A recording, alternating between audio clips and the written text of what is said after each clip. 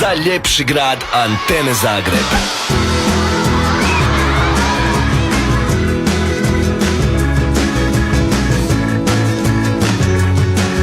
Bog svima, evo nas na našoj akciji za ljepši grad. Uređivali smo jedan novi paviljon za klince.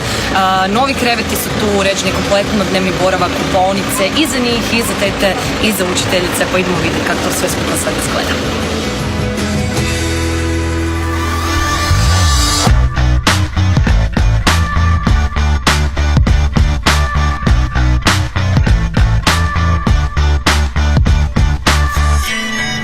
Tiče ovog prostora koji smo uredili, ste vidjeli prostor?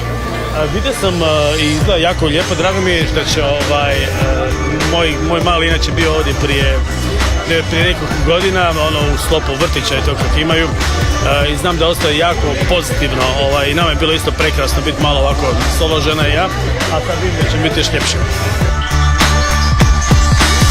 I kako ti se čini zapravo ta ideja da se klinci na tjedan dana odvoje od roditelja, po prvi put dođu ovdje? Ja mislim da je to zapravo predivno, mislim da je to predivno i za same klince, a mislim da je to fenomenalno i za starce koji konačno 5 dana.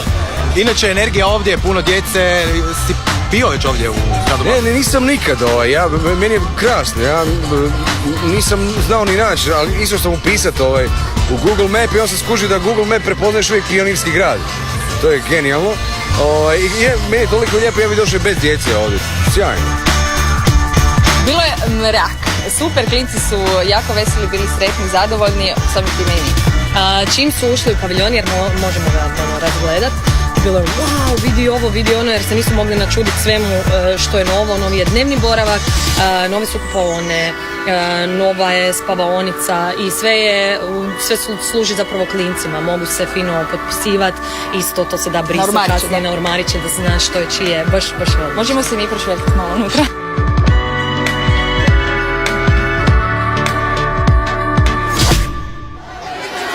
Kad si sretan ti ponovi ovo sve.